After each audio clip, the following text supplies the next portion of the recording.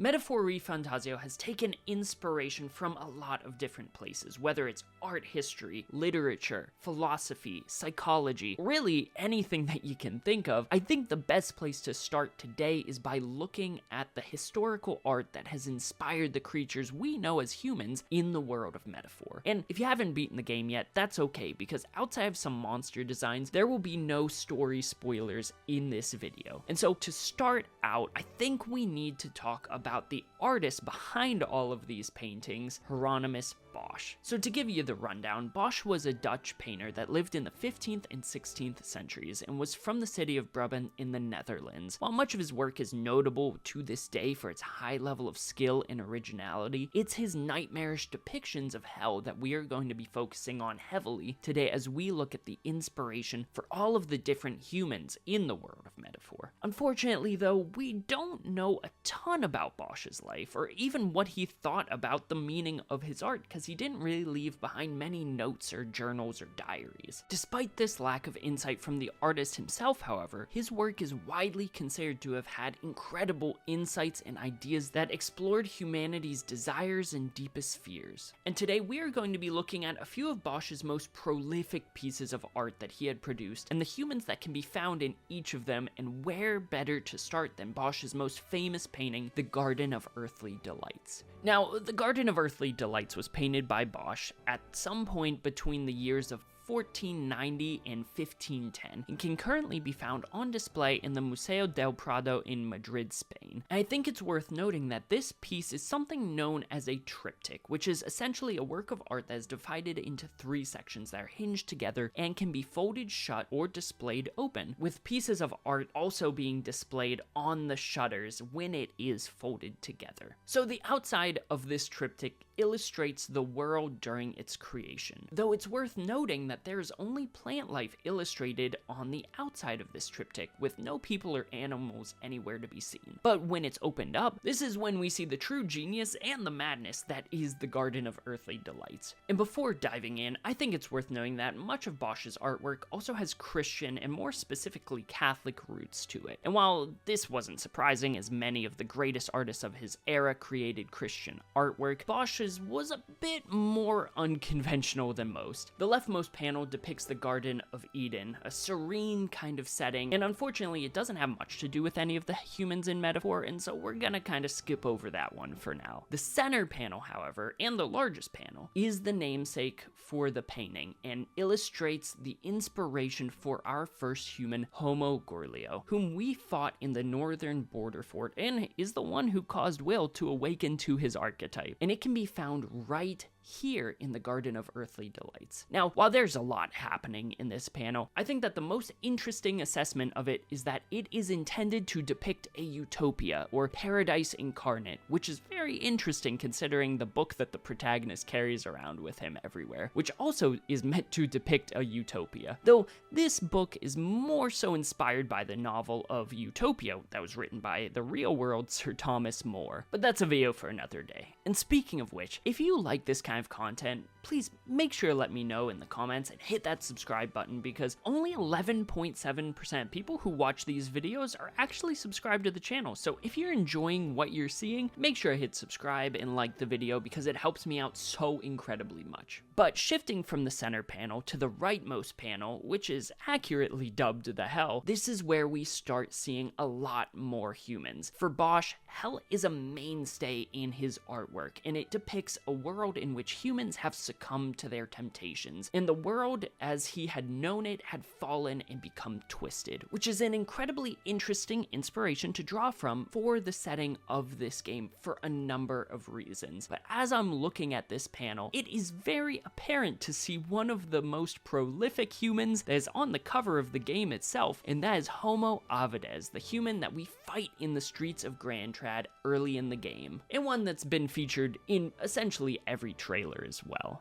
And he can be found right here, though he's not alone on this panel, as there are two more humans explicitly featured here, with the next one being Homo Flamo, which we fight much later in the game in an undisclosed location. Like I promised, I would keep this video spoiler free, but we can find it in the Hell right up here above Homo avades. And while it's not an explicit reference to a human, on Homo Flamo's blade in this painting, you'll see this mark, which we see on another blade in another one of Bosch's artworks, as seen here. I bring this up because this mark can actually be found in the games as well on the backs of all of the different Homotenta. Now, you may be wondering, like I was, what is this mark? Is it just an artist mark that Bosch puts on everything? And while this would make sense, and I don't think it's strictly incorrect, when I posted a video about Homotenta on YouTube Shorts and TikTok, it was pointed out to me that this is likely meant to represent a blacksmith or a silversmith's mark. This would explain why it shows up on Homotenta's back, as many of them are borderline metallic. So while the teeth themselves don't explicitly show up in any of Bosch's artwork, at least to my knowledge, there's still a nod to Bosch quite literally carved into their design. And finally, if we go all the way to the bottom of the painting, we will find Homo Casco, who we fight in the sewers, though unlike many of the humans we've talked about thus far, Homo Casco isn't a boss and is instead just a standard enemy you can encounter in one of the dungeons. But with that, I think it's time that we shifted our attention away from the Garden of Earthly Delights and instead looked at The Last Judgment, which was painted circa 1482 and is currently housed within the Academy of Fine Arts of Vienna, Austria. And this piece just so happens to contain two more humans for us to look at. So, The Last Judgment is also a triptych, just like the Garden of Earthly Delights. However, this time, the outside panels illustrate two saints, St. James and St. Bavo. However, the insides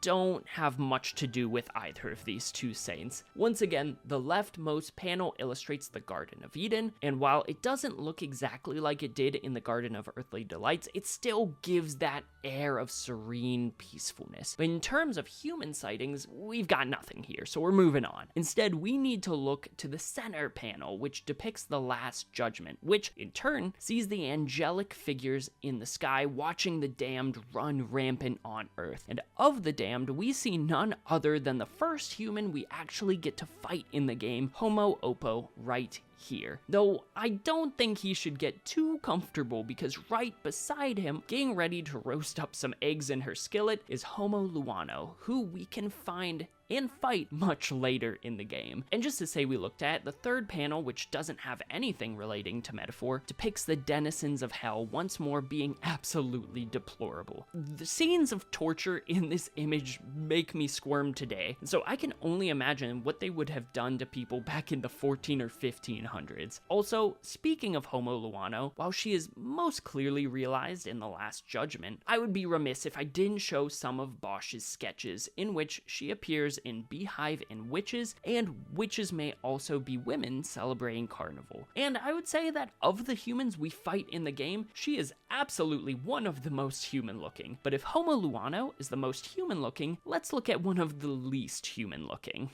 Who's that Pokemon? The triptych of the Temptation of St. Anthony, which was painted in approximately 1501, can currently be found in the Museu Nacional de Arte Antiga in Lisbon, Portugal. I apologize if I fully butchered that pronunciation. So when we first look at it, we can see the shutters, which depict the arrest of Christ on the left, and on the right, it illustrates Christ carrying the cross. And as usual, the outside is relatively normal when compared with its bizarre interior. Now, technically, this is meant to depict the mental and spiritual torments endured by St. Anthony Abbot throughout his life. But instead of making it feel very human, Bosch did what Bosch does, and he made it fantastical and moderately horrifying. And while there's a lot to look at in this triptych, I want to go to the rightmost panel at the bottom, where we'll see this little weirdo, who is the inspiration for Homo Pento, who we fight in the land of ceremony and metaphor. And while he can be a pretty unforgiving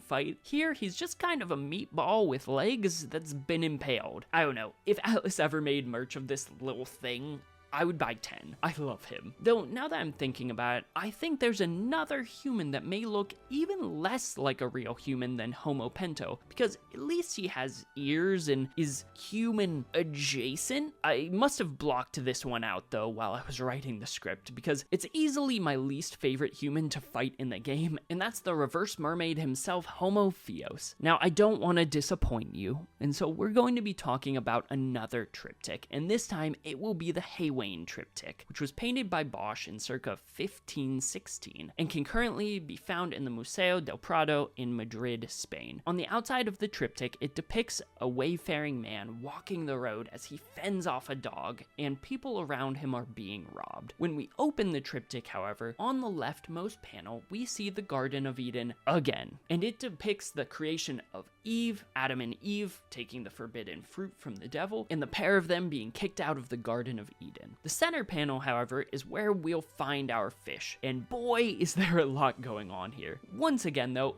this depicts the sins of man in a variety of ways, and for whatever reason, Homo Theos is just kind of vibing here. And then, as you could probably guess, the third panel depicts the consequences for these sins, and that's hell. So that's fun. Speaking of consequences, I think we should talk about our only painting that isn't a triptych, and that is St. John the Evangelist on Patmos. Now, this one was painted circa 1489, though some evidence points to it having been painted closer to 1505, and it can be found in the... Well, I'm not even gonna try to pronounce this one, but it's in Berlin, Germany. And at first glance, it looks relatively normal. It's just an exiled man writing the most wild book in the Bible, Revelations. Until you look at the bottom right-hand corner, where you'll see this thing that was the inspiration for Homo Fuquilo. And it's such a normal painting outside of this little guy, and I just can't wrap my head around what is he doing there. Like, I can get behind fighting him in the Nord mines in metaphor, but what's he doing on Patmos? Is he St. John's friend? A demon pursuing him? The devil?